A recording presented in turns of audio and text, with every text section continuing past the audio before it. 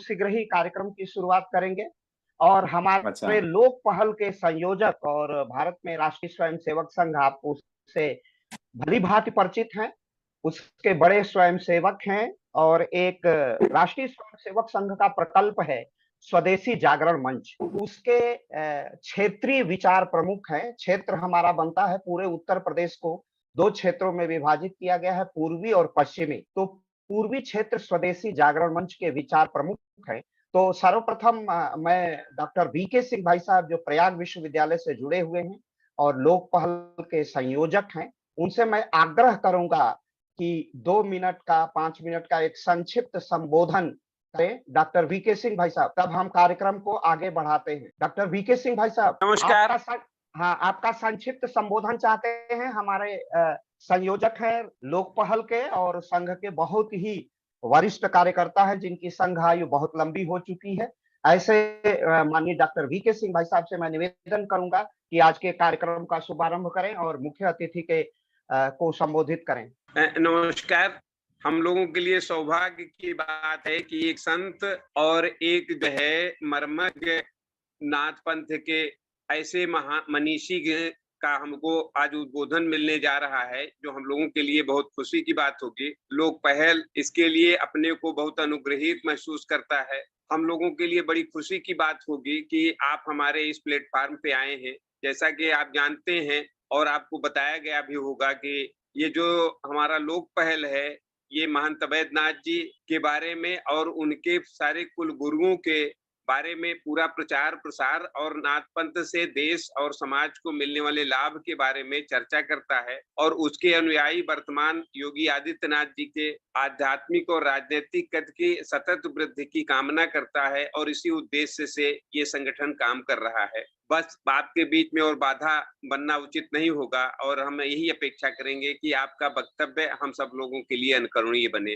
धन्यवाद। बहुत बहुत आभार संयोजक जी डॉक्टर वीके सिंह साहब, जो हमारे संयोजक हैं, जिनके प्रेरणादायी मार्गदर्शन में हम निरंतर अपने लोक पहल की यात्रा आगे बढ़ाते हैं। मैं अपने मुख्य वक्ता डॉक्टर भोलानाथ योगी जी को ये अवगत कराना चाहूंगा, जैसा कि हमारे राष्ट्रीय संयोजक ने कहा है कि लोक पहल पूज्य योगी आदित्यनाथ जी की नीतियों का प्रचार प्रसार और उसे जनता में ले जाने का एक सदप्रयास है राष्ट्रीय स्वयंसेवक संघ के द्वारा और उसके स्वयंसेवकों के द्वारा, जिसके संयोजक आपके समक्ष अभी अपनी वैचारिकी को प्रस्तुत कर रहे थे।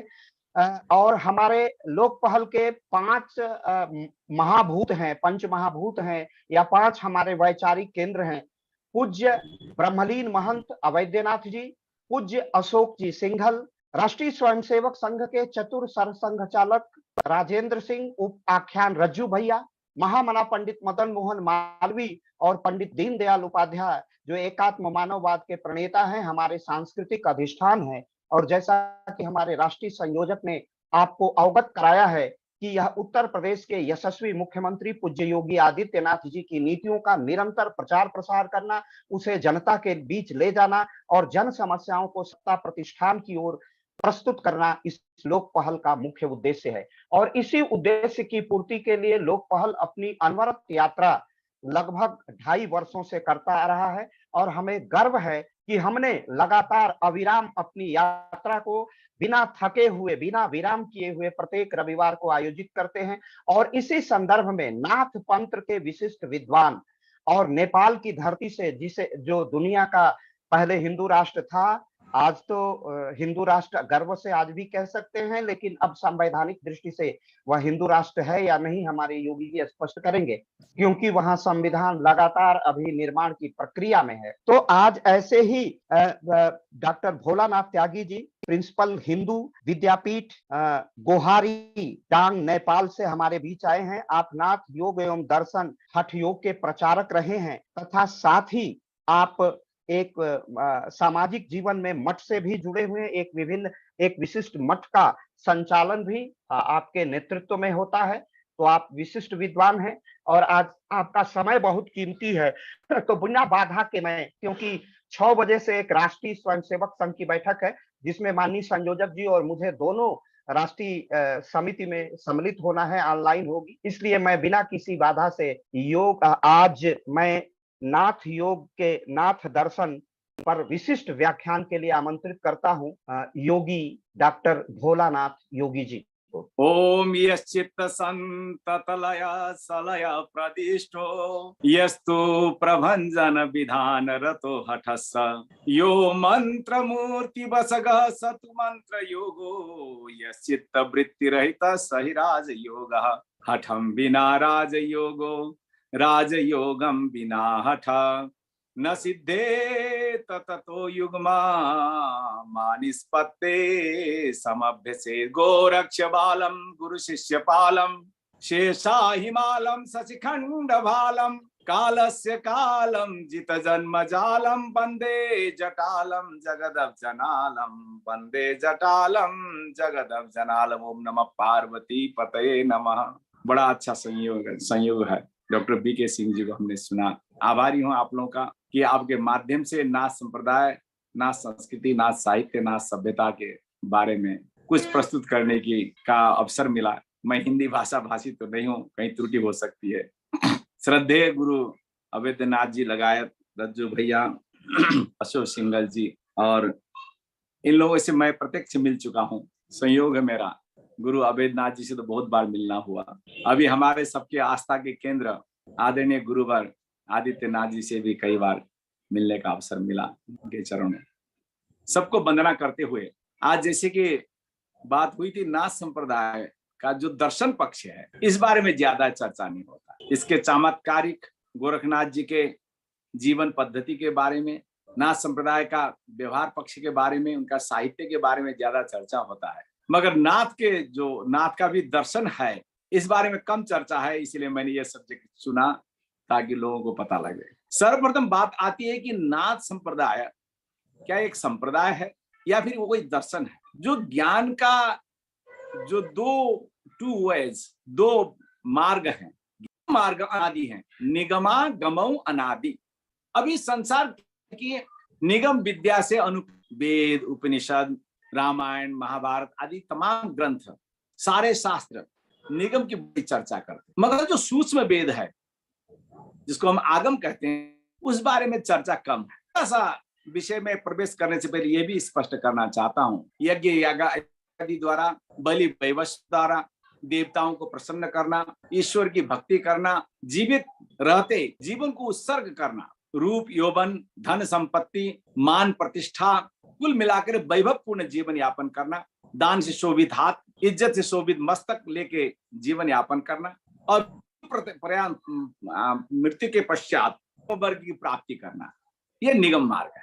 किसी न किसी तरह से प्राप्त, हाँ इसमें त्याग है, वैराग है, ऐसी बात नहीं है, उसमें कहीं न कहीं प्राप्त। मगर आगम मार्ग जो है वो थोड़ा हटके है, इसमें कोई प्राप्ति की बात नहीं है, सिर्फ वैराग है, संन्यास है, निरंजन है, क्योंकि उत्पत्ति निरंजन से हुई है।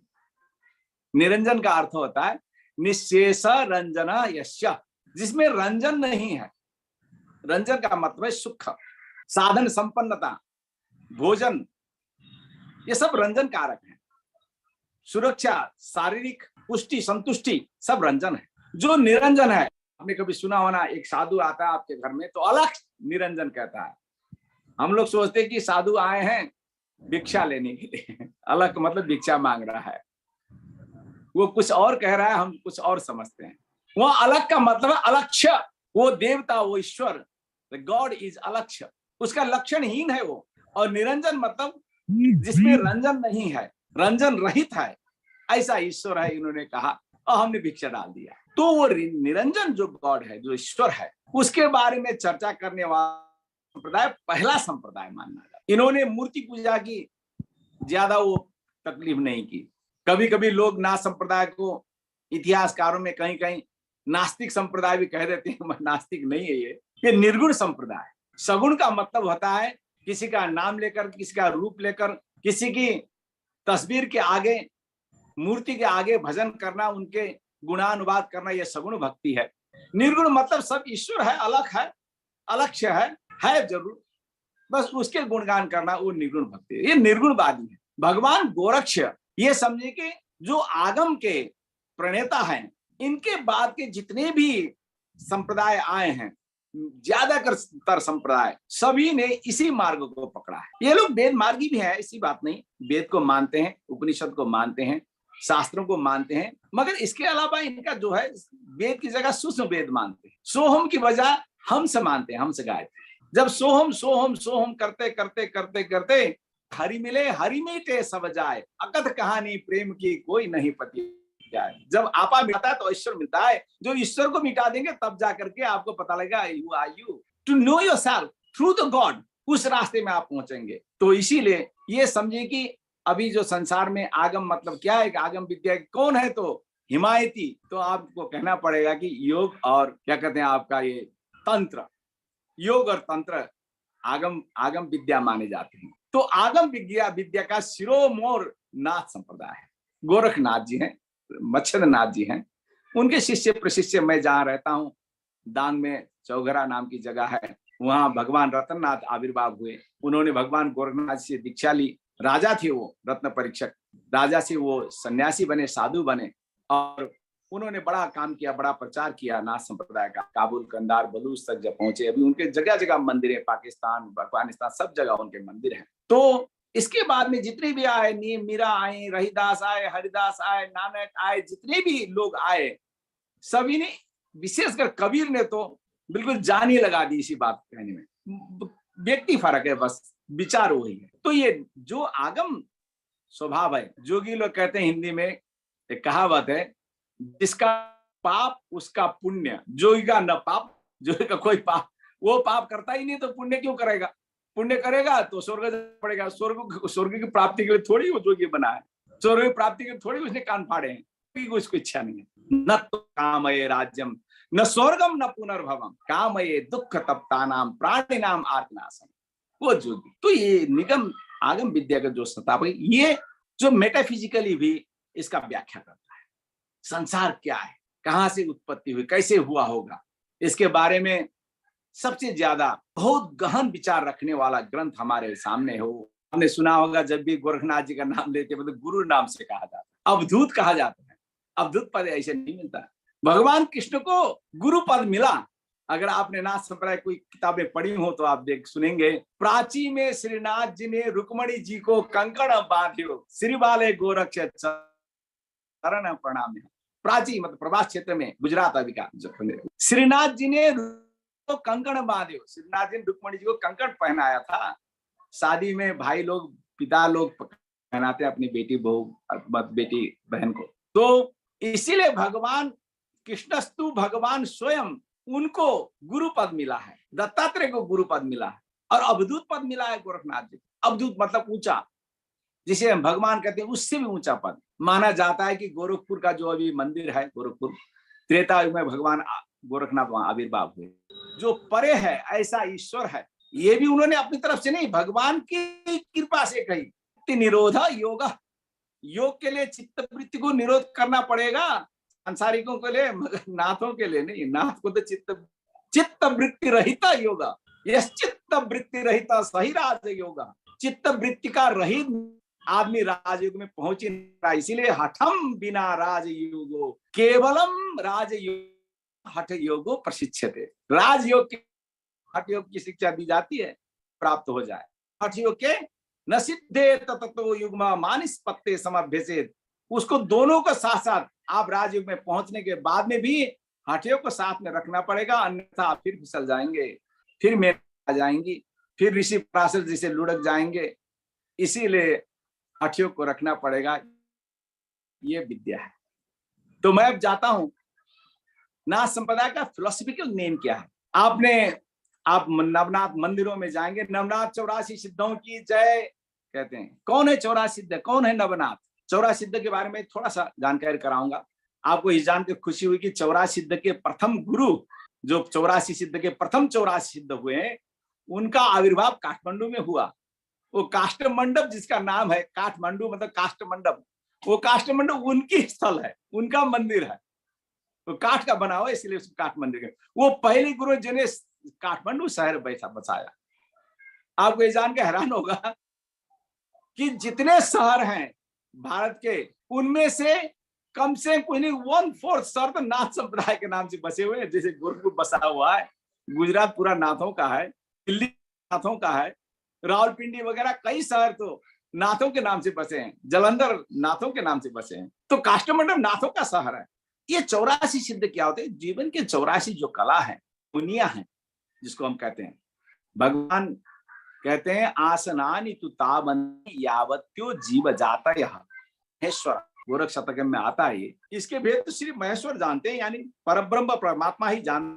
तभी भी हम लोग 84 लाख योनि कहते हैं, रिप्रेजेंटेटिव में उन्हें समझे। यापन की जो विधि है, विधि को जानने वाले, मानने वाले, संयंत्र संयम करने वाले, उसका रख रखाव करने वाले वो सिद्ध है। उन हम इसीलिए सहस्त्र चंद्र दर्शन के बगैर 84 सिद्धों की, क्योंकि उनके बजाय because of that them we are existing, otherwise अज्ञान तिमिरांधस्य ज्ञानांजन शलाकया चक्षुरुन्मीलितम येन श्री गुरवे नमः। ये तो अज्ञान में पड़ जाते हैं। इसीलिए 84 सिद्धों की पूजा नाथ संप्रदाय का एक प्रचलन है। हालांकि 84 सिद्धों को तिब्बतियों ने भी माना है, वो लोग पापा, गोरखपा, मीनपा कहकर उन्हें पा लगाते हैं, हम लोग नाथ लगाते हैं, बस इतना फर्क है। जो गृहस्थ लोग हैं वो लोग भी 84। अब दूसरा शब्द आता है, आज का मेरा प्रमुख विषय कहिए, नवनाथ। नवनाथ क्या है? 9 नाथ है, 9 डेटीज। सबसे पहले नाथ है आदिनाथ। आदिनाथ कौन है? आदिनाथ भगवान शिव है। आदिनाथो महेश्वर ज्योति स्वरूप ओंकार, आदिनाथो महेश्वर। मैं अपनी तरफ से कुछ नहीं कहूंगा, जिसका भी प्रमाण है वो ज्योति स्वरूप है, उनका नाम आदिनाथ। वास्तव में आदिनाथ कौन है? तो अगर ये लोक की दृष्टिकोण से देखेंगे, संसार का जो बनावट है, इसके दृष्टिकोण से देखें तो आदिनाथ का मतलब है आकाश। आदिनाथ आकाश रूप छाए हैं। हिंदी में आपको यहाँ थोड़ा सा बता दूं, नाथ संप्रदाय का हिंदी में इतना बड़ा वो है, क्या कहते हैं, आपका देन है कि इन्होंने हिंदी साहित्य को देवत्व साहित्य बना दिया। आदिनाथो महेश्वर। मेरी बात सुनाई दे रही है? बिल्कुल स्पष्ट सुनाई दे रही है, आपकी आवाज पूरी तरह आ रही है, आप बोलिए। तो आकाश जो है प्रथम नाथ है। आकाश का मतलब क्या हुआ? लोग जो हैं, गृहस्थ लोग कही अथवा लोग संसारिक लोग, उसको नाथ संप्रदाय में उसको आकाश कहा जाता है, मगर संसारिक लोग उसको भगवान शिव कहते हैं। इसीलिए भगवान शिव को नीले वर्ण का बनाया था। आकाश नीला से दिखता है, नीला तो है नहीं, नीला दिखता है। इसीलिए आकाश में जो सूक्ष्म तत्व है उसका नाम है शब्द, ध्वनि, अनहद नाद कहते हैं। देखिए, लोग नाद जनेऊ पहनते हैं, आपने देखा होगा, हमारे गुरुवर लोग एक जनेऊ पहनते हैं, उसमें एक छोटा सा सबसे लास्ट में एक थोड़ा पाइप सा रहता है, पीपी करके आवाज आता है, उसी से पूजा करते हैं, उसको बजा कर उससे पूजा करते हैं। क्योंकि देव एजे देवम महादेवम देवम अर्चय, देवता बनकर ही देवता की पूजा करते, इसलिए नाथ सबसे पहले ध्वनि के उपासक हैं। क्योंकि पहले ईश्वर को ध्वनि रूप में ही ईश्वर को पहचाने, कुछ भी नहीं था, nothing in the sky, nothing in the beyond, उनका देवता नाथ का शब्द है, ब्रह्म कहते हैं वो लोग। अग्निर्देवो द्विजाम हृदय देवो मनीषिणाम प्रतिमासु अल्प बुद्धिनाम सर्वत्र समदर्शिनाम। द्विजाति लोग तीसरा स्थान है, अभी आता हूं उसमें। नाथों ने शब्द को ही देवता मान लिया, तो इसीलिए वो अपने उसमें उसको नादी कहते हैं। सबसे नीचे का भाग में जो रहता है वो एक थोड़ा सा छोटा सा पाइप, उस पाइप के से वो देवता की पूजा करते हैं, वो ध्वनि कारक है। असल में वो अनहत नाद की पूजा करता है, मतलब जिसको नहीं चोट पहुंचाया गया, बिना बजाए हुए, मारे हुए जो ध्वनि निकलती है उसको कहते हैं अनहद नाद। उसके बाद में उस अनहद से, उस आकाश तत्व से, आकाश मतलब इधर नहीं है, आकाश मतलब पूरा व्योम समझे, जो खाली है। आसमंतात काश, काश्री धातु से काश बनता है। आश्री काश्री दीप्तो प्रकाशको, जो प्रकाश कारक है। हम तो आकाश मतलब अंधेरा हो जाते हैं, मतलब आकाश के पंच आकाश हैं, इसीलिए कहते हैं नवचक्रम कलाधारम पंचकम सम्यगेतन न जानाति सहयोगी। इस प्रकार के आकाश हैं। उसका थोड़ा सा दूसरा आकाश में क्या है कि शब्द है, और उसको में व्याख्या करेंगे तो भगवान शिव है। नाथ लोग उसी को आदिनाथ कहते हैं, भगवान आदिनाथ। और उस शब्द का श्रवण कान है।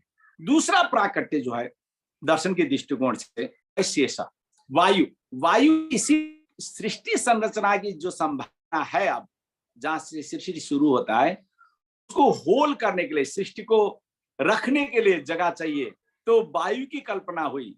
भगवान वायु रूप में अवतरित हुए। शेष कहते हैं हम लोग, शेष। शेष क्यों? हम लोगों ने पढ़ा है कि ग्रेविटी और फोर्स का, ग्रेविटी का पता न्यूटन ने लगाया और उसी को लिखेंगे तो पैसे पढ़ाई में पास भी होंगे। मगर गीता में स्पष्ट लिखा है, ससृष्ट्वा सर्वलोकांश्च सर्वभूतेश्वर प्रभु आश्रयन सर्वलोकानां संकर्षणम अकल्पयते। वो सृष्टिकर्ता प्रभु ने लोक को, संसार को आश्रय देने के लिए संकर्षण की व्यवस्था की। संकर्षण मतलब घर्षण कर्षण यो शेष। शेष शब्द का अर्थ है घर्षण और कर्षण, यानी कि फ्रिक्शन, फोर्स और ग्रेविटी। यानी कि वायु मतलब धक्का देने वाला भी वायु है, खींचने वाला भी वायु है। इसीलिए वायु की सूक्ष्मता की वजह से पृथ्वी चंद्र ग्रह सर्वे एक आपस में मिलजुल के चलते हैं। थोड़ी सी भी चूक हुई, लीक से बाहर हुई ट्रेन, तो वायु आगे पकड़ लेता है। वहां कितनी वायु छोड़ना है वो छोड़ देता है, क्योंकि वायु सद्य उत्पादक है, बीज तत्व है वायु में। आप ऐसे करते आप हवा लगने लगा, क्योंकि इट हैज गॉट सीड।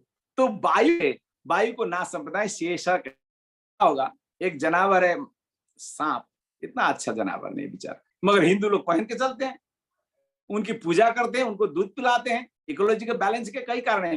मूल कारण है वायु मतलब शेष है।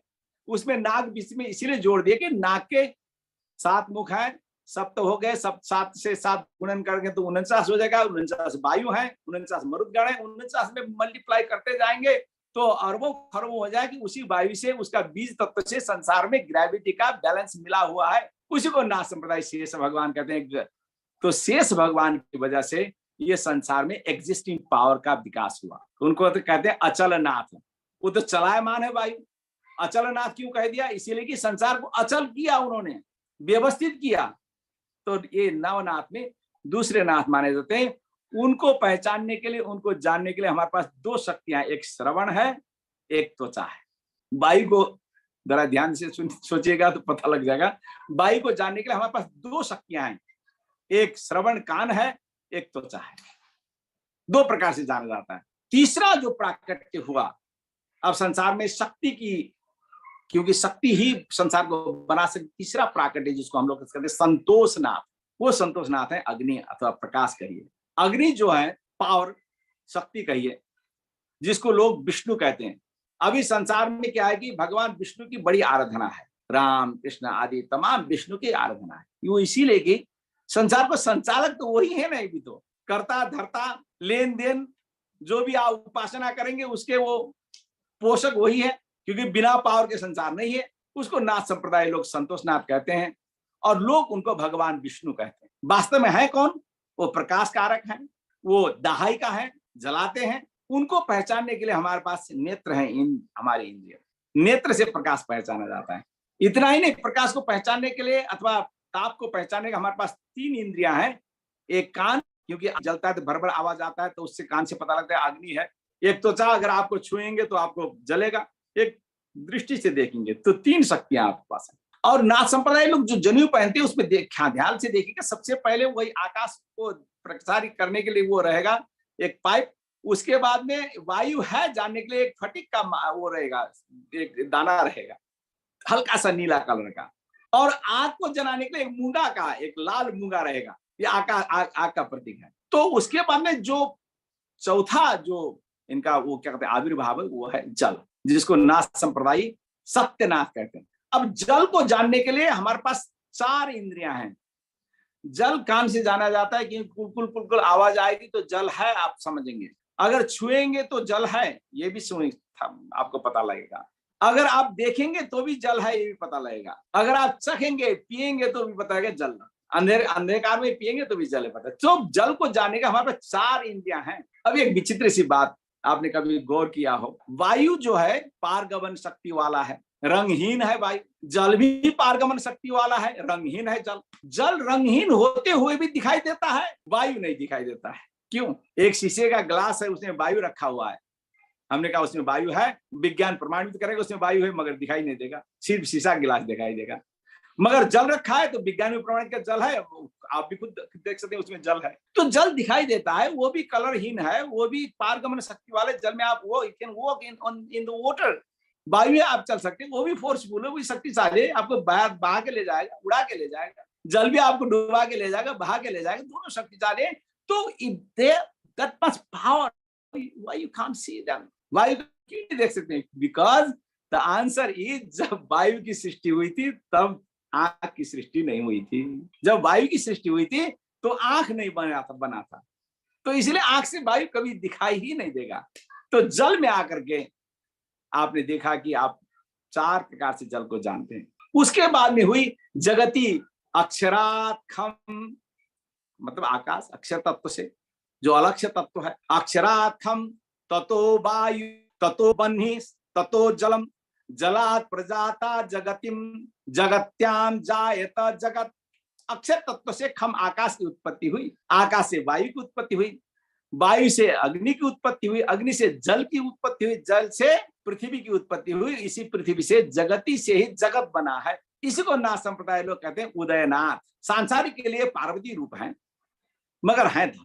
ये पंच तत्व जो है ये पंच नवनाथों के 5 नाथ हैं। आकाश, आदिनाथ, अचलनाथ, संतोषनाथ, सत्यनाथ और उदयनाथ। एक यहाँ बहुत गौर करने की बात है, आपने देखा होगा भगवान शिव जब भी सांप गले में डाल कर गया था, भुजाओं में सांप बांध कर चलते हैं, सांप के गहने पहनते हैं, आभूषण है उनके। मगर भगवान विष्णु कभी सांप के आभूषण नहीं पहनते। भगवान विष्णु सांप के ऊपर में सोए रहेंगे, सांप में सोए रहेंगे, सांप को सैया बनाएंगे, मगर सांप को कभी पहनेंगे नहीं। क्यों? उनको भी तो कभी ठाट बाट करने की इच्छा होनी चाहिए। वो इसीलिए नहीं सोते उसमें कि उनकी उत्पत्ति 3रा नंबर में है। सांप मतलब उसको तो नाक को इसीलिए कि व्याख्या करने के लिए उसको नाग नाम दे दिया। नाग का और भी कई रूप हैं, उसके बारे में कभी चर्चा होगा। उसे जैसे कि आकाश जो नाग के मतलब शेष के पिता है, इसीलिए वो धारण करते हैं, जैसे बच्चे को गोद में लेके जाते हैं, उन्हें गले में धारण कर लिया। अब विष्णु क्या है, उनके तो वो पिता हैं, तो उनके ऊपर वो सोते हैं, बच्चे उनके गोद में वो रहते हैं। तो इस तरह 5 तत्व जो हैं ये नवनाथों में 5 नाथ हैं। अब यह हो कि आपने सृष्टि किया, आकाश बना, वायु बना, अग्नि बना, जल बना, पृथ्वी बनी, मतलब बने तो कुछ भी तो नहीं बना, तो वो तो अलग अलग हैं। कहाँ है सृष्टि? कौन है? Who is the responsible to mix them together, get them together? कौन है?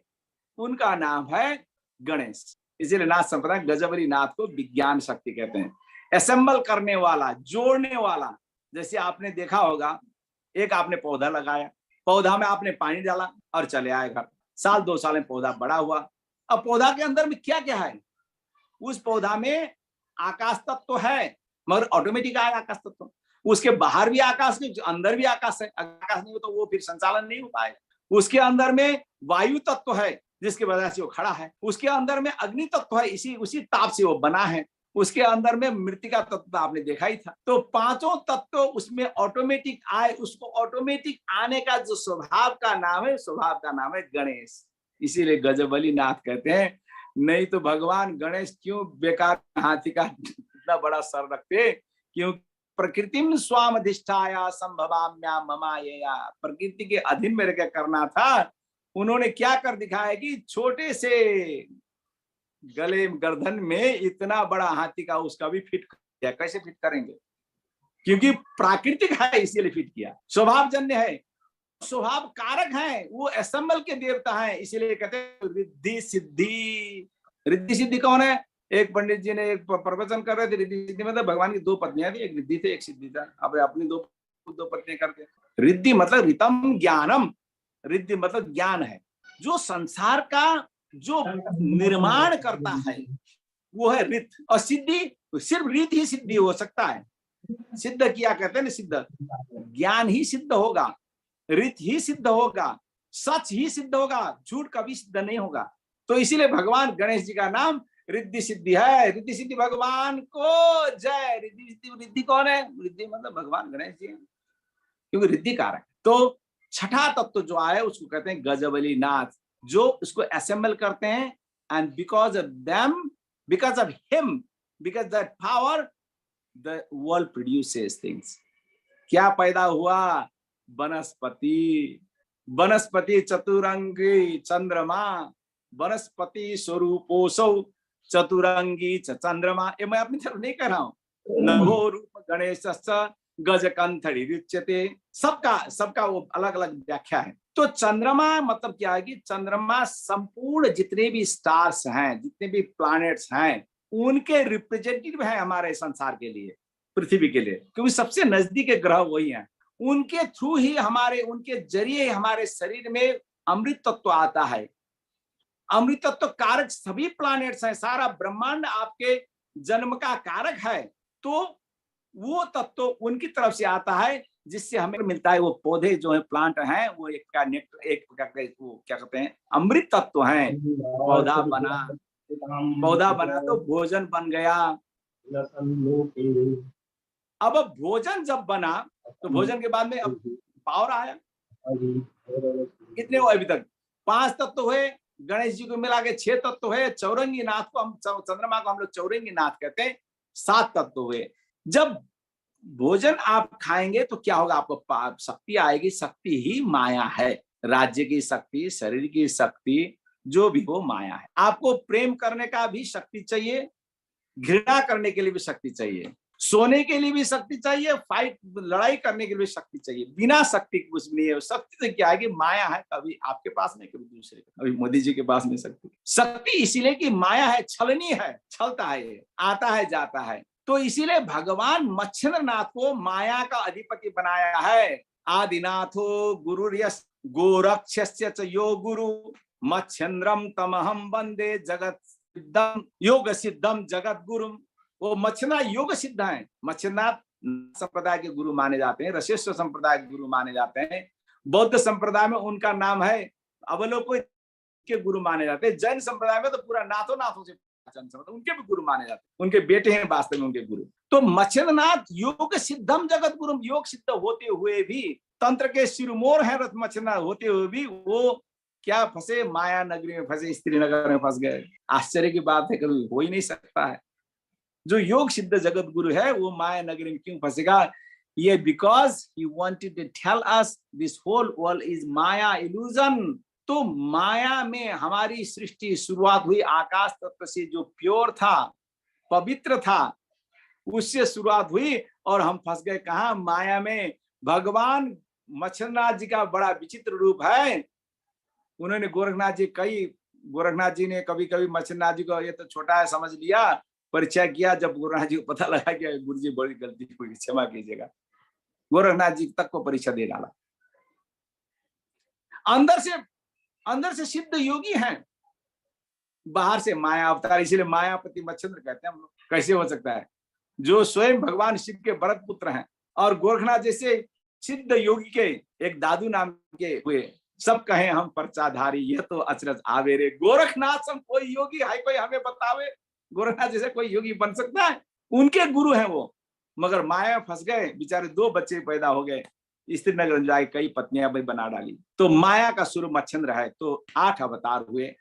अब ज्ञान से शुरू हुआ जो हमारा यात्रा क्रम है, माया में होकर के हम लोग फंस गए। अभी हम लोग सभी माया में हैं, सभी चारवाक हैं हम लोग। क्या है चारवाक दर्शन? कहते हैं लोग, चारवाक ही माया और कुछ भी नहीं है। अभी तो चारवाक दर्शन का चारवाक कारक कोई नहीं मिला है। कभी कोई केस कमली को कह देते हैं, कभी क्या स्वयं बृहस्पति ने शायद निर्माण किया हो, कहते हैं लोग चारवाक। ये चारवाक की दुनिया में हम लोग हैं। यावत् जीवेत सुखम जीवेत ऋणम कृत्वा घृतम पीवेत भस्मीभूतस्य देहस्य पुनरागमनम कुतः।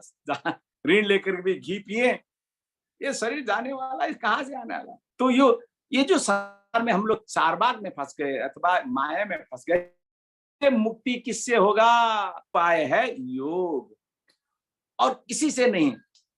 शास्त्र पढ़ेंगे, वेद पढ़े सो नाति ना संप्रदाय, बुरा मत मानिएगा। नास्ति नास्ति श्रुतौ स्मृतौ योग मार्गात परो मार्गो नास्ति नास्ति श्रुतौ स्मृतौ। योग मार्ग से पर, उससे बड़ा और कोई मार्ग नहीं है। इस बात को श्रुति ने कहा, इस बात को स्मृति ने कहा है, कहीं नहीं मिलेगा योग मार्ग से बड़ा मार्ग। यही एक प्रैक्टिकल मार्ग है। वो हठ योग की वजह से, हठ योग के बारे में थोड़ा सा भ्रम क्या, मतलब जल्दी करना, जबरदस्ती करना, सर के बल खड़े हो जाना, पेट छोटा करना, बड़ा करना, आसन करना, षटकर्म नहीं, धोती बस्ती नौली कपाल भाती करना, उसी को हठ योग कहते हैं। हाँ, वो भी हठ योग है।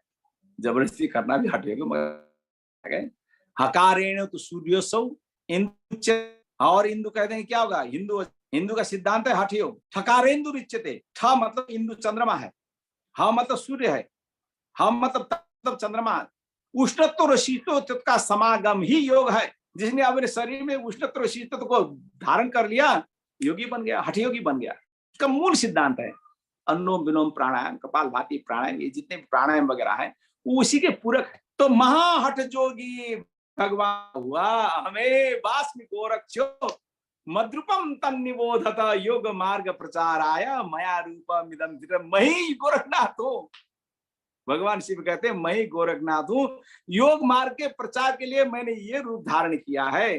पार्वती जी को कभी लगा कि बिना माया के कहाँ संसार बन पाएगा गुरुदेव, मैं भी तो कुछ हूँ। तो भगवान शिव डिबेट नहीं करना चाहते थे। वैसे भी जो भी पत्नी से उलझता है उसका बुरा हाल ही होता है। तो उन्होंने कहा कि वहां जंगल में एक आदमी बैठा, उसको मिल के आ जाओ। गए, पार्वती को जब गोरखनाथ जी को उन्होंने देखा तो मोहित हो गए, बड़ा आश्चर्य हुआ। मैं शिवा शक्तिशाली, किसी से मोहित कैसे हो सकती हूँ? ये उनकी लीला है, वही भगवान शिव है। तो उन्होंने आगे पूछा कि कोई दूसरा भी है आपके बराबर करे? वही मैं हूँ। तो तुम्हें भी दिखाया था कि वो उसका जो सूक्ष्म रूप है, पति पत्नी, वो एक ही रूप है, योग रूप है वो मेरा। गोरक्षो गणनाथश्च भैरवो हनुमानपि सरस्वती च पंचैते शिव परिवार का। हम लोग शिव जी कौन है? तो हम लोग कहते हैं शिव जी के परिवार में पार्वती, गणेश है, कार्तिक है, नंदी भृंगी, चतुष्टि योगियां हैं, बैल है, बला बला बला। ये संसारियों के लिए, सारा संसार सिर्फ शिव है और कुछ भी नहीं। क्या कहते? गोरक्षो, भगवान शिव का योग रूप है गोरक्ष। गणनाथस्य, भगवान शिव का विज्ञान रूप है गणेश, जो असेंबल करता है संसार को। भैरव, भगवान शिव महाभैरव हैं। जो भी शक्तियां हैं ये सारे संसार का, जो इसका बनावट है, जो 4 किला बने हुए हैं, 10 दिशाएं बनी हुए, वो भैरव, उनको उनका जो रक्षण करने वाले ऐसा पूरा एक घर है, वो शक्ति है भैरव। हनुमान अपी, जो अष्टसिद्धियां हैं संसार की, अणिमा, लगिमा, महिमा, गरिमा, प्राप्ति, प्राक्रम, पाकम, ईशितम, वशितम, वो सब क्या है? गणेश, वो क्या कहते हैं? हनुमान है। भगवान शिव ही है हनुमान जी, उनके भरत पुत्र है। सरस्वती च पंचैते, सरस्वती वही देवी सरस्वती होती है, वही महामाया। अभी तो दुर्गा चल रहा है। या देवी सर्वभूतेषु शक्ति रूपेण संस्थिता, शक्ति रूप में वही दुर्गा है, वही सरस्वती है विद्या रूप में। सरस्वती रूपेण संस्थिता, नमस्तस्यै नमस्तस्यै नमस्तस्यै नमो नमः, विद्या रूप में सरस्वती है। जो ज्ञान है, ननाद ढक्का नव पंचवारम नृत्यावसाने नटराज राज, नव पंचवारम, 9 और 5 पंच, 14 स्वर, 14 व्यंजन बन बनाए भगवान ईश्वर ने। तो जो रूप है वो क्या है? सरस्वती है। ये शिव का परिवार है। तो इसीलिए तो आदमी शुद्ध ज्ञान से जो पैदा हुआ, संसार सृष्टि संरचना बनी, उसमें सभी प्राणी आए। उसमें मानव सबसे ऊंचा प्राणी हम लोग मानते हैं या नहीं मानते, क्योंकि उन्होंने पहले कह दिया कि भाई आप जो भी करते हो, जितना भी बड़े हो जाते हो, कि उनका तो उन्होंने कहा विलक्षण है ना, कर्तुम अकर्तुम अन्यथा कर्तुम यह शक्नोति सएव ईश्वर। जो करता, करना नहीं करना या अन्यथा कुछ करना, उसका तो कुछ पता नहीं है। फिर भी हमने जो अपना हमसे संसार बनाया है, we have been created our world also, तो उसका भी उन्होंने थोड़ा सा निचोड़ निकाले। भाई बाबू, आप सिर्फ योग के माध्यम से फिर उसमें सच्चाई में जा सकते हो, उस अनहद नाद को पा सकते हो, उस हठे विद्या से पा सकते हो, उस राजयोग से नहीं। ज्ञाने न सदृशम पवित्र मिह विद्यते। जब संसार समाप्त हो जाता है, संसार जब सृष्टि समाप्त हो जाता है, छैनन आज उनी मरुन सुनहुला भोली ममेरा रुनन पृथ्वी मर्द छ पर्सियो पिले पिले ताराहरू तिरुन। सारा विश्व नाश को पछि यहाँ आएर को नाशैलाई त सृजना सबने रोएर के हुन्छ है। एक हमारे बहुत बड़े कवि हुए, उन्होंने कहा कि अपने उनके तो बच्चे रोते हैं, वो रो रहे हैं, मैं नहीं होऊंगा कौन रोएगा? पृथ्वी नहीं रहे, तारागण आके रोएंगे। अब तारागण नहीं रहे, कौन आके रोएगा? कौन रहेगा संसार में? कितनी अपने विरह गीत में कितना दर्शन डाल देते हैं उन्होंने। तो सारा सृष्टि जब खत्म हो जाएगा तो सिर्फ ज्ञान बचेगा। ज्ञान ही है, वो ईश्वर के छाती में लगकर बच जाएगा, वही ज्ञान बचेगा, वही सृष्टि करेगा। इसीलिए वेदस्य नित्यत्वात् ईश्वरस्य सर्वज्ञत्वात् ईश्वरः गतकल्पियं वेदम स्मृत्वा उपदिश्यति। वेद नित्य है, ईश्वर सर्वज्ञ है, ईश्वर गत कल्प में हुए बातों को ध्यान में रख करके इस कल्प में ऑर्डर करते हैं, उपदेश देते हैं, बताते हैं। अभी बताना शुरू किया ईश्वर ने कंप्यूटर को, अभी बताना शुरू मोबाइल फोन को। आपका पोता आपसे ज्यादा तगड़ा है मोबाइल में, क्योंकि मालूम नहीं ओ विज्ञान ने प्रगति किया, मोबाइल का कर दिया, अब तो जीपीएस आ गया जी। ईश्वर की क्या आवश्यकता, सब एवरीथिंग नोस। मेरे एक मित्र हैं, उसमें काम करते हैं, बहुत बड़ी कंपनी में है। कहा कि जो आप जीपीएस के बारे में काम करते हैं के बारे में बताया, तो उन्होंने वो इशारा समझ गया। उन्होंने कहा कि देखिए ईसाकी, हम लोग काम कर और उन्होंने कहा जीपीएस भी उसी ईश्वर का देन है, हमने लगाया है आधुनिक विज्ञान में। यम स्मृत्वानम योगम, स्मृत्वा उपदेशित, उपदेश करता है, ये भगवान है। तो यही संक्षेप में हमने नाथ दर्शन का जो मेटाफिजिकली, जो भौतिक शास्त्र के अनुसार जो इसका साहित्य है, मगर थोड़ा सा आप जैसे ज्योति स्वरूप ओमकार आदिनाथ महेश्वर ज्ञातो दयनाथ, ऐसे अपाम स्वरूप ब्रह्मासो सत्यनाथ सुविश्रुत, ऐसे करके ये वो जो कविता दी गई है संस्कृत में, हिंदी में भी है, तो उसको थोड़ा सा खोल कर उनको ऑर्डर में रखना पड़ेगा, आपके सामने आएगा। नाथ विज्ञान आपके सामने, नाथ के बारे में मैंने थोड़ा सा बताया, और कोई प्रश्न हो तो बताइएगा। कोई अगले एपिसोड में अगर नई कोई बात हो तो आएंगे, समय है इसीलिए मैं अपनी वाणी को यहीं पे। धन्यवाद, बहुत बहुत धन्यवाद। एक बहुत ही गंभीर जो नाथ संप्रदाय है, जिसे सामान्य तौर पर ये कहा जाता है कि बहुत ही गंभीर है, उस नाथ संप्रदाय की विवेचना आपने जो किया, उसके दर्शन को जो आपने विवेचित किया बड़े ही सहज शब्दों में, और निस्संदेह रूप से इसको आज के आपके इस पाठ्यक्रम को सुनने वाला हर व्यक्ति जो है बहुत अभिभूत होगा, क्योंकि भारत की जो भी सन्यासी परंपराएं हैं, उन परंपराओं में नाथ संप्रदाय एक ऐसा संप्रदाय है जिसका नाम सभी जानते हैं, लेकिन उसके विषय में, उसकी गंभीरता को, उसकी सूक्ष्मता को, उसके जो शैली है, उसके बारे में जो जानकारी है बहुत कम लोगों को है। तो इसलिए नाथ दर्शन को जो आपने आज लोक पहल के कार्यक्रम में विवेचित किया, बहुत ही सुंदर तरीके से आपने विवेचना किया, बहुत ही ज्ञानवर्धक आपका यह पाठ्य रहा। आज हम लोगों के बीच में नाथ संप्रदाय के एक विद्वान डॉक्टर अरुण कुमार त्रिपाठी जी भी हैं। मैं निवेदन करूंगा डॉक्टर अरुण कुमार त्रिपाठी जी से कि आज का जो यह पाठ्य हम सभी को प्राप्त हुआ है, इस पर वह अपने विचारों को हमारे बीच में प्रस्तुत करने का कृपा करें। और मैं डॉक्टर अरुण कुमार त्रिपाठी जी, मेरी आवाज पहुंच रही है सर आप तक? जी जी सर, आई है। मैं तो एक निवेदन करना चाहता हूँ, एक छोटा सा निवेदन करना चाहता हूँ। इसका जो रिकॉर्डिंग है मुझे भेज दीजिएगा प्लीज, नहीं भेजें तो बड़ा अन्याय होगा। नहीं सर, बस वो टिप्पणी बहुत लंबी नहीं होगी, बहुत सूक्ष्म होगी। और डॉक्टर अरुण कुमार त्रिपाठी जी हमारे बड़े ही लोक पहल के बहुत महत्वपूर्ण व्यक्ति हैं, और नाथ संप्रदाय पर उनकी कई पुस्तकें भी प्रकाशित हो चुकी हैं, और आज हम लोगों के बीच में है। इसलिए एक सूक्ष्म टिप्पणी के लिए हम डॉक्टर अरुण कुमार त्रिपाठी जी को आमंत्रित कर रहे हैं। सर आए और शीघ्र अपने विचारों को हमारे बीच में प्रस्तुत करें। डॉक्टर त्रिपाठी जी, आज हमारे बीच नेपाल के दंग से भोलानाथ योगी जी का दर्शन पे विचार हम लोगों ने सुना।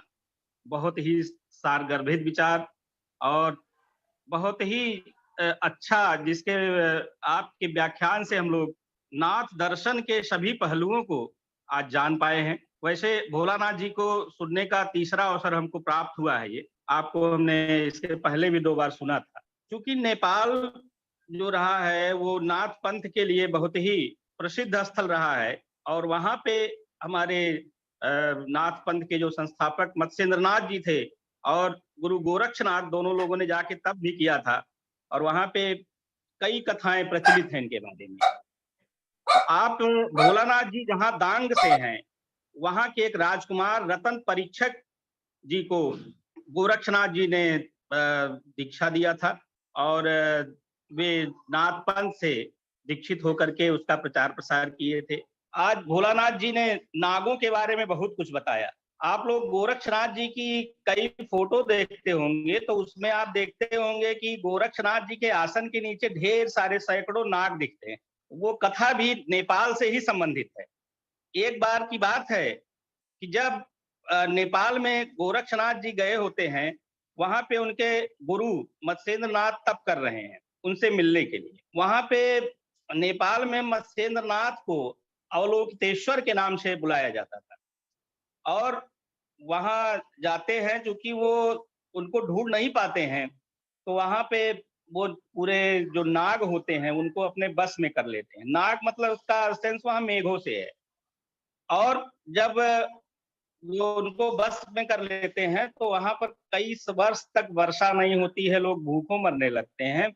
तो वहां जो राजा थे, उनके जो ज्योतिषी थे, उन्होंने विचार किया, तब उनको पता चला कि गोरक्षनाथ जी के उससे गोरखनाथ जी के कारण से ऐसा हो रहा है कि क्योंकि उन्होंने नागों को बस में कर लिया है और इसीलिए वर्षा नहीं हो रही है। तो उनको अब उनके गुरु से मिलवाते हैं और वहां पे 12 वर्ष के बाद मूसलाधार वर्षा होती है। इस तरह से कई वृत्तांत हैं जो कि अवसर मिलेगा आपको तो मैं नेपाल के का सुनाऊंगा। नेपाल में आज भी कई ऐसे योगी हैं, कई ऐसे स्थल हैं, जैसा कि अभी योगी जी ने बताया, भोलानाथ जी ने, कि वहाँ के कई नाम उसी के नाम पे है। और भी गोरक्षनाथ मंदिर से कई तरह का वहाँ के राजाओं के संबंध रहे हैं। तो ज्यादा समय ना लेते हुए मैं इतना कहना चाहूंगा कि आज भोलानाथ जी ने जो विस्तृत अपने इस व्याख्यान में इतना अच्छा दर्शन का प्रतिरूप प्रस्तुत किया है, उसके लिए हम उनके आभारी हैं। उनको बहुत बहुत धन्यवाद देते हैं। इन्हीं वचनों के साथ अपनी वाणी को विराम देते हैं। नमस्कार। धन्यवाद डॉक्टर अरुण कुमार त्रिपाठी जी। आज के हमारे मुख्य वक्ता डॉक्टर भोलानाथ योगी जी एक बहुत ही विद्वान व्यक्ति हैं। उनको किसी पहचान की आवश्यकता नहीं है। नाथ दर्शन को जानने वाला हर व्यक्ति उनके नाम से भलीभांति परिचित है। फिर भी लोकपहल की एक परंपरा रही है कि हम एक औपचारिक धन्यवाद करते हैं। इसलिए लोकपहल की आज की जो ये परिचर्चा रही, नाथ दर्शन और समाज, इस महत्वपूर्ण विषय पर आदरणीय डॉक्टर भोलानाथ योगी जी मुख्य वक्ता के रूप में हमारे हम सभी के बीच में आए, जो कि हिंदू विद्यापीठ धरौरा डांग नेपाल में प्राचार्य हैं। साथ ही साथ वे गोरक्ष पात्रदेव और सिद्धि रत्ननाथ मठ नेपाल के सदस्य भी हैं और नाथ दर्शन के महत्वपूर्ण और चुने हुए विद्वानों में से एक है। का पाथेय हम सभी को प्राप्त हुआ। आपने अपने पाथेय को प्रारंभ करते हुए मुक्ति के मार्गों का वर्णन किया और मुक्ति के मार्गों के वर्णन के साथ ही आगम और निगम, इनके बीच का सूक्ष्म अंतर क्या है, उसको बहुत ही सुंदर शब्दों में आपने हमारे बीच में प्रस्तुत किया। निरंजन से आगम की उत्पत्ति, वैराग्य, संन्यास, तप, जिसमें सुख संपन्नता का परित्याग करना है, और साथ ही साथ दो शब्द जो कि शायद प्रत्येक हिंदू ने सुना है अपने जीवन में एक नहीं कई बार, अलख निरंजन, लेकिन इसका अर्थ संभवतः 90% लोग नहीं जानते थे। आज आपके इस पाथेय से इस अर्थ को हम समझ पाए कि अलख निरंजन का जो अर्थ है वो क्या है। वो अलक्ष्य है, वो रंजन नहीं है, और अंत में वह परम ब्रह्म है, ईश्वर है, जिसे हम अलख निरंजन के रूप में अक्सर सुना करते थे। मूर्ति पूजा की विशेषता नहीं है नाथ संप्रदाय में, और सगुण के स्थान पर निर्गुण भक्ति पर वह बल देते हैं। लेकिन ऐसा नहीं कि वो किसी प्रचलित पूजा पद्धति का विरोध करते हैं। गोरक्ष के अगम के प्रणेता हैं, वेद के स्थान पर सूक्ष्म वेद का पालन करने वाले हैं, और सोहम के स्थान पर हम क्या को मानने वाले हैं। संसार में जो वर्तमान में अगम विद्या है वो तंत्र है, तप, नाथ संप्रदाय ही उसमें सर्वाधिक श्रेष्ठ है। इसके साथ ही साथ 84 सिद्ध जो है वह 84 कलाओं इस प्रकार युक्त हैं। और काठमांडू का नाथ संप्रदाय में क्या विशेष महत्व है, इन सभी बातों को आपने बहुत ही सुंदर शब्दों में, बहुत ही बोधगम्य भाषा में हम सभी के बीच में प्रस्तुत किया। नाथों के नाम पर शहरों का जो नामकरण किया गया है, और साथ ही साथ 84 सिद्धों की पूजा जो नाथ संप्रदाय में की जा रही है, उसमें नवनाथ और नवनाथ का वर्णन करते हुए देवादिदेव महादेव के आदिनाथ, तत्पश्चात फिर अचलनाथ, संतोषनाथ, सत्यनाथ, उदयनाथ, गजबलीनाथ, चौरंगीनाथ, मत्स्येंद्र और अंत में गुरु गोरखनाथ तक का आपने क्रमबद्ध तरीके से क्रमवार जो प्रस्तुति किया है वह इतनी बोधगम्य है कि उसको सुनने वाला प्रत्येक व्यक्ति के मन में अब उसके प्रति कोई संशय नहीं है, क्योंकि उनको उसका पूरा अर्थ पता चल चुका है और एक बहुत ही गूढ़ यह जो दर्शन था उस दर्शन को बड़े ही आसानी तरीके से, बड़े ही सुंदर तरीके से, बड़े बोधगम्य तरीके से आप ने हम सभी के बीच में प्रस्तुत किया है। आप अपने महत्वपूर्ण समय व्यस्तता के बावजूद लोक पहल में हमारे बीच में आए। आपने अपने नाथ दर्शन और समाज विषय पर एक बहुत ही ज्ञानवर्धक पाथेय हम सभी को प्रदान किया। इसके लिए मैं पूरे लोक पहल की तरफ से करबद्ध होकर आपका बहुत बहुत धन्यवाद करता हूं, आपको बहुत बहुत धन्यवाद ज्ञापित करता हूं। इसके साथ ही साथ लोक पहल को मूर्त रूप देने वाले professor Alok Chauhan sir, doctor Vijay Kumar Singh sir, professor doctor Santosh Kumar Singh sir, Anand Pathadikar sir, doctor VL Arya sir को भी मैं बहुत बहुत धन्यवाद प्रकट करता हूँ। हमारे बीच में अपनी व्यस्तता में समय निकालकर आने वाले डॉक्टर अरुण कुमार त्रिपाठी जी, डॉक्टर हर्षमणि सिंह जी, सनी कुमार जी, आप सभी को मैं बहुत बहुत धन्यवाद देता हूँ। साथ ही साथ फेसबुक, यूट्यूब और लाइव के माध्यम से जो भी श्रोता हमारे इस कार्यक्रम को सुन रहे हैं उन सभी का बहुत बहुत धन्यवाद। और अंत में लोक पहल की इस पूरी प्रस्तुति की संरचना की जो रीढ़ है, इसके जो एक तरीके से मैं कह सकता हूँ स्तंभ है, वो डॉक्टर अखिलेश त्रिपाठी सर हैं, हमारे अग्रज हैं और उनको मैं बहुत बहुत धन्यवाद करता हूँ। यह लोक पहल इस रूप में हमारे सामने आता है, इसके लिए बहुत बड़ा जो प्रयास है वो हमारे तकनीकी विशेषज्ञ कनिष्का जी का है। कनिष्का जी को भी बहुत बहुत धन्यवाद। अंत में पूरे लोक पहल की तरफ से मैं पुनः डॉक्टर भोलानाथ योगी सर का बहुत बहुत धन्यवाद करता हूँ। आप हमारे बीच में आए सर और हम ये पूरी उम्मीद रखते हैं कि हम दोबारा जब भी प्रार्थना करेंगे आप अवश्य हमें समय देंगे और अवश्य हम लोगों के बीच में आएंगे, हमें अपना पाथेय प्रदान करेंगे।